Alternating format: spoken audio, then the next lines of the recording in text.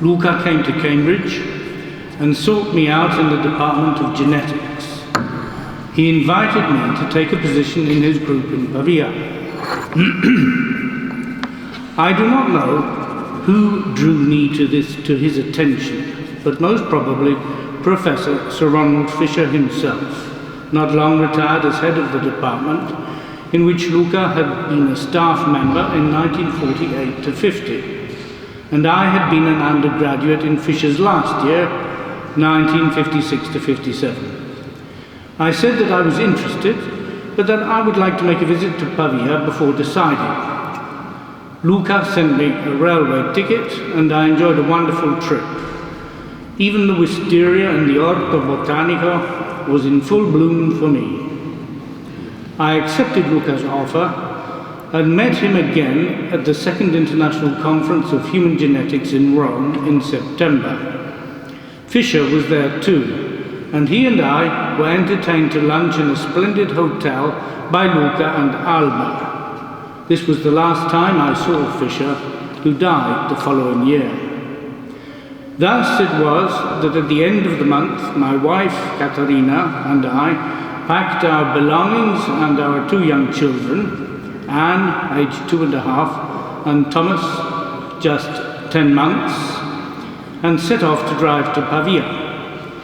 It is interesting to recall that the road over the Saint-Pelon Pass did not yet have an asphalt surface. Luca's intention was that I should join in analysing the demographic data from the Parma Valley records from a genetical point of view, using the promised university computer, but this was late in delivery. In the meantime, he explained his hopes for constructing evolutionary trees of man solely from the information contained in population blood group gene frequencies. I was skeptical. He was persuasive. So by the time Olivetti area computer was installed and working, we had an outline of how we might implement our ideas on it. The result was a series of 8 joint papers on the reconstruction of human evolution, and a scattering of single-author papers from each of us as well. Several were from conference proceedings, for Luca knew well that support had to be earned. Last year, more than 50 years on, the Danish-American philosopher of science, Rasmus Winter, published most of them in his Phylogenetic Inference, Selection Theory, and History of Science, selected papers of A.W.F. Edwards, and commentaries. The book is dedicated to Luca Cavalli-Sforza, pioneer of phylogenetic inference. The very first copy I received after my own was quickly packed up and sent to Belluno, where it arrived on August the 8th. Francesco will be able to describe how he read some passages in it to Luca.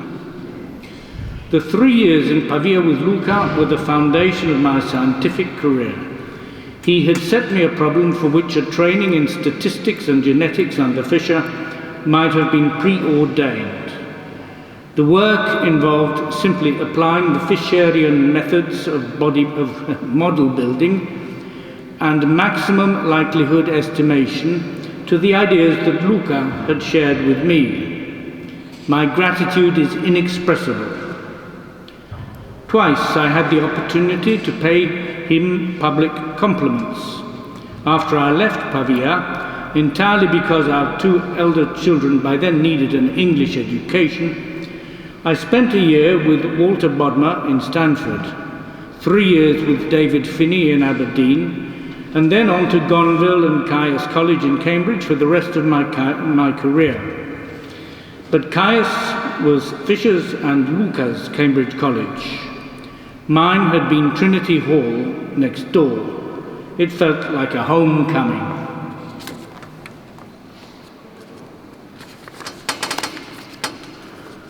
The first compliment was in 1987, when my proposal that Luca should be elected an honorary fellow of Caius was agreed by acclamation, and the second in 1992, when my proposal that he should receive an honorary doctorate of science from the University of Cambridge was enthusiastically accepted. He and Alba took every opportunity to stay in Caius. To me, Luca was a friend, a mentor, a colleague and an inspiration for half a century. To the world, he was an explorer and a teacher who, in the closing words of the Cambridge public orator, taught us, nam reapse, quod ex ipsius inuentis patet, sumus omnes unius, una pars nationis. Thank you very much.